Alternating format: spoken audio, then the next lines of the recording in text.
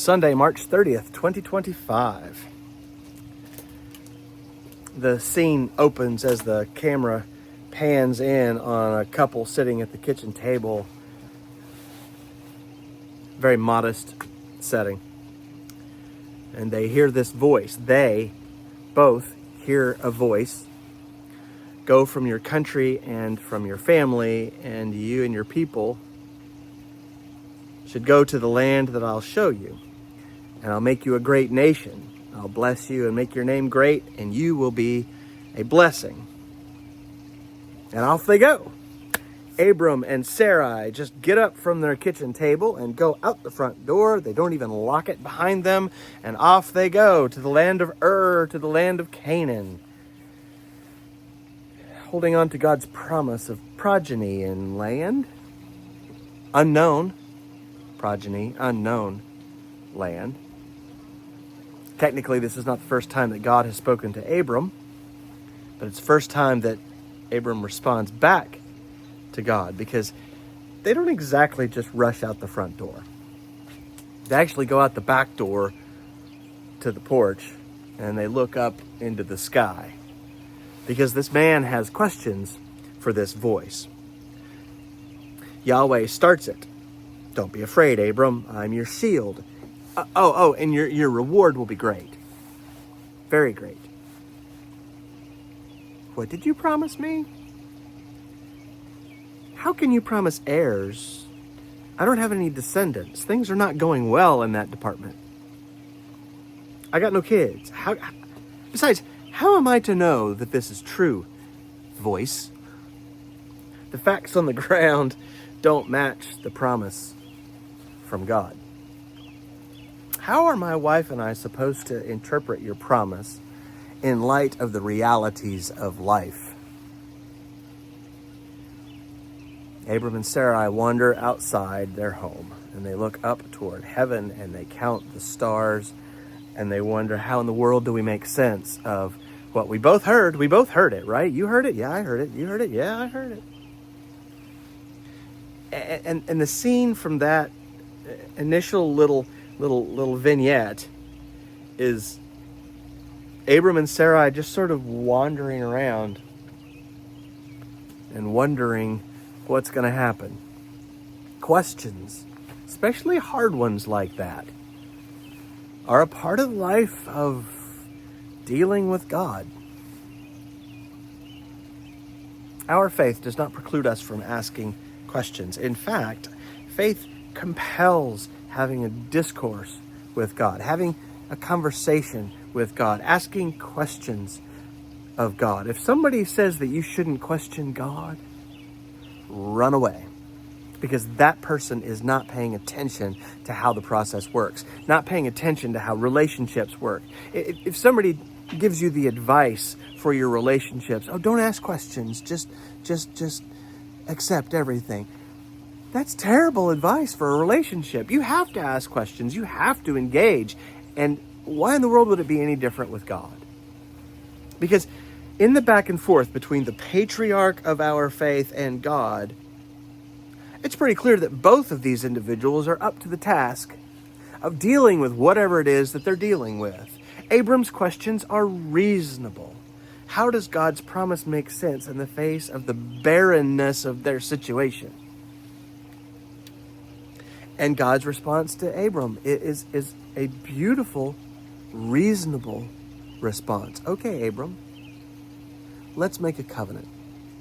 Let's be bound together, held tightly to one another. And you'll notice here, God is the initiator. It's like they're playing tennis, and God takes the ball and lobs it into Abram's court. God is the initiator. God sets the terms. God makes the promises. God decides how the covenant will be sealed, and God acts out this covenant agreement with Abram. In the ancient Middle East, North Africa, Fertile Crescent, long before legal contracts, way before all of that, there were customs when people had to come to an agreement. And covenants were sealed by cutting an animal in half and placing the two halves far apart from each other. Far enough so that you could walk between the parts, sort of through the bloody mess. And it sounds awful to us, we who are removed from this sort of dealing with life, we who are removed from the packaging and processing of the things that we consume and the things that we live with in our world. But I went to high school in East Texas and Northeast Oklahoma, and I've spent some time on some tractors, and I've spent some time with some farmers, and this sort of thing, it makes sense conceptually, because these two parties making this covenant with this animal would walk from opposite ends of the path around it and then between the animal pieces, so that they're almost integrated into the whole process of the life and the death, the transaction between these two people making the covenant. They'd have to pass each other in the middle, and they end up where the other person started, kind of like a labyrinth would take you around and then back to the beginning. You stand now in the place where your neighbor stood. You both went through the same muck, and you can see the perspective from the other person's angle. But when they walked between the pieces, they declared that they'd be cut in half like this animal if they failed to keep up their end of this deal. Fascinating, isn't it?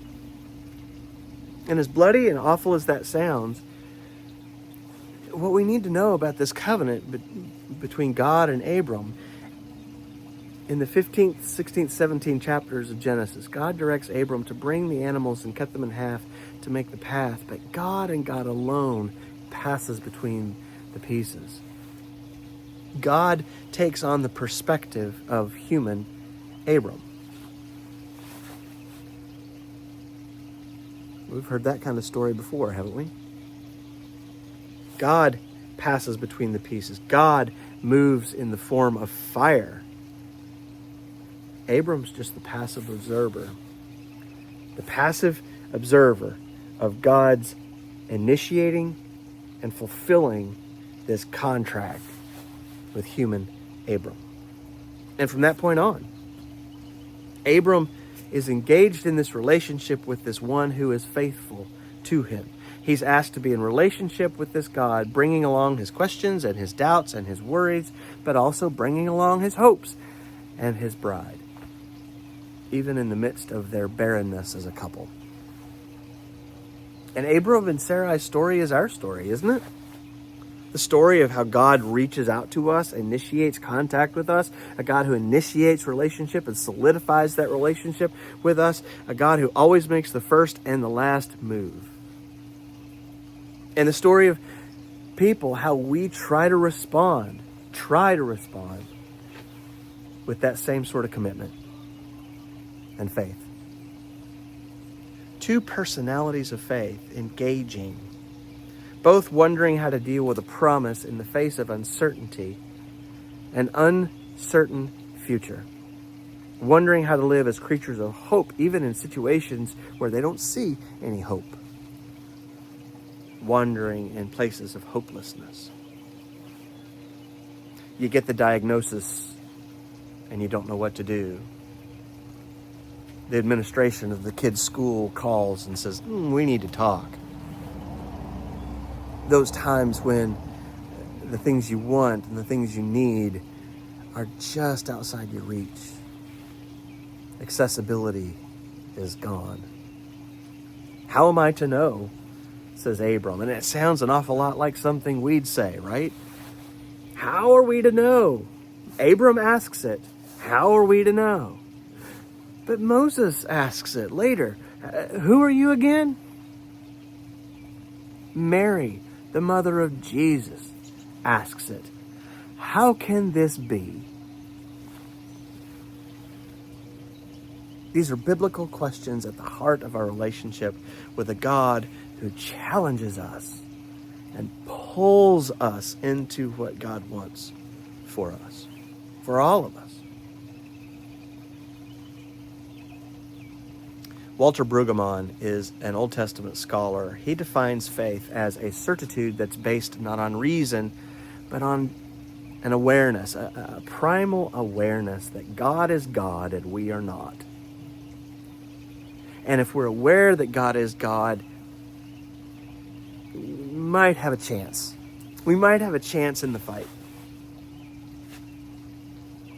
God is a God who's the first to shed a tear when heartache and loss shatters us. God is a God who refuses to let the worst thing be the last thing. God is a God who's faithful to a promise to love us, to be with us, to be for us, to be engaged in the conversation. God is a God who offers a break, a respite, a balm, a touch between an exhausted right now and a buoyant, energetic, fruitful future. God is a God who initiates love, who initiates life, and claims each one of us as God's own, and will stop at nothing for us to know it and believe it and live it. Abram's faith is just a microcosm of the stuff that we deal with, isn't it? And his faith is formed in this crucible of promise. Changes and pressures can threaten to undo us, but also there's this lure, there's this pull to this new chapter. My takeaway of Abram's conversation with God is that God is up to the task.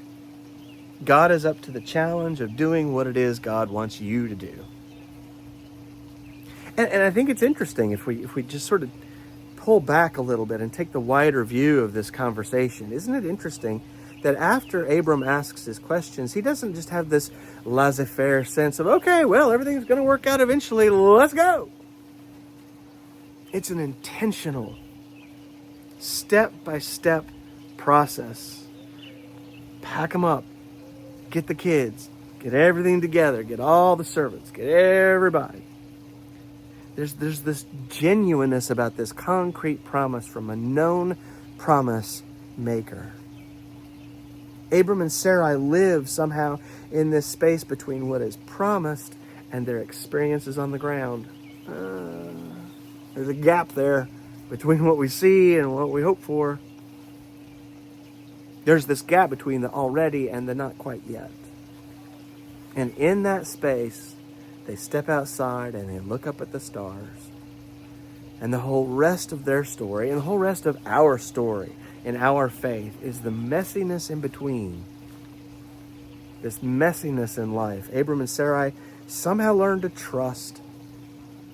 And God proves to be trustworthy. It's an amazing story. It's so compelling. The Yahwist's description, author, in the first several books of the Hebrew Scriptures, just this narrative, story after story of how God pulls us. And I love the story because they're honest about what doesn't make sense to them. It doesn't make sense you're promising progeny to me and promising to make a great nation to me. I don't have any children. How can you make that promise? It doesn't make sense. I also love this story because I've always struggled with the kind of faith that responds to wandering and wondering and looking up at the stars and not knowing what's going on with simplicity and dismissal. Oh, God's in charge. God has a plan. God's in control. Just trust. It'll be fine. God doesn't give you anything more than you can handle. Everything happens for a reason. God closes a door. God opens a window. It's going to be fine. This sort of dismissive, pithy little sayings that we say to each other. There are so many that you could add to that list. I love this story because there's none of that. Because I've never found these sentiments like that to be helpful or true to my experience of faith. It'll be fine. Well, what about when it's not fine? I know people who've gotten the diagnosis and prayed and prayed and prayed and prayed and still suffered the consequences of that diagnosis. You know those folks too. Were they not faithful enough? Did God not love them enough? Did they do something wrong? Is God punishing them? God has a plan. not helpful. And there's none of that here. This is the foundational story of our faith. And there's none of that pithy little stuff that we say to each other, just trying to get out of the funeral home visitation so we can get on to the cafeteria. I'm convinced that had I not spent most of my life surrounded by a people who cared, if I had not spent the majority of my life surrounded by communities of faithful folk, genuine people who love God, had I not spent time in places that invited me to ask questions about God and be honest about the things that do not make sense to me, asking questions about God and to God, without a community that gave me permission to ask and gave me space to ask and refused to give simple, pithy little answers, refused to let me live with that simplicity in the midst of my complexity, without communities that allowed me to wrestle with life and to clarify things that didn't make sense, had I not spent my life in places like that, had I not had conversations with God like Abram's and Sarai's, I definitely would not have been the person of faith that I am, and I certainly wouldn't be doing this. But instead, I've had communities of faith love me through this process. And that's what God is inviting Abram and Sarai to, this relationship that moves you through things. From Ur to Canaan, from doubt to hope. After a hurricane, there was a man named Victor. He was cleaning the road next to his home, cleaning up debris after the storm. He was grieving. He lost his aunt and his cousin in the storm, and of course there was property damage all around him. But in the midst of all of it, Victor decided to put up a sign in his backyard in big spray paint letters that you could see from the road, and it said, Dios el fiel, Dios es fiel, Dios es fiel. God is faithful. And countless people going by on that road doing their wandering and wondering and looking up at the sky and having these conversations about what are we going to do now, saw it. People trying to cope with this disaster in the aftermath saw it. Dios es fiel. God is faithful. And it was a clear sign of Victor's hope and trust in God, a sign of his belief in God's faithfulness, even in the midst of his loss, real loss and devastation. But it was such a statement of resistance and hope for other people. Truth for them. And sometimes that is such an amazing glimmer into what's possible in life. God is faithful. Dios es fiel. We don't know the how or the why. We don't know the how. How is it going to happen? How? Abram asks, how am I supposed to know this? We don't know the why. Why are you asking me to do this? Why is this? Why is my situation presenting itself for me in this way? We don't know the how or the why, but we do know who. We do know who. We know who. We know the who. The who is God and the who is faithful. Disciple pastor Chuck Poole says it this way. People don't get dressed up on Sunday morning and get dressed in their best and get in their cars and come to church so that they can be told cheerful sounding nuggets. These things that don't stand up and prove true in life's tough times. So let's be careful to say that not every story ends happily. Let's be careful to not trivialize people's situations, because not every situation gets fixed easily. Some people get the miracle they want, but others get the miracle they need. The kind of miracle that enables them to endure. But either way,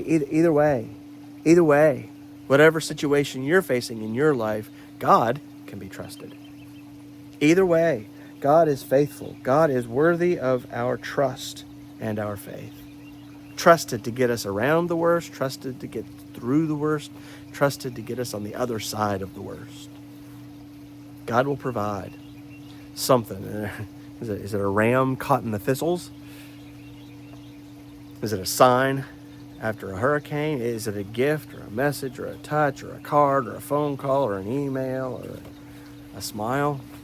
What is it that God sends our way? God's not going to forsake us. Even when God can't be explained or understood, even when God can't be defended, and you're so upset and so angry with your situation, even then, God can be trusted. Abram and Sarai just took the news and went outside and looked up and didn't know what to make of it. Couldn't explain it, couldn't understand it, couldn't wrap their heads around it. Sure couldn't defend it. What kind of God's going to thrust us out of our home that we've known and take all of our stuff and move us to someplace? Even then, God is faithful.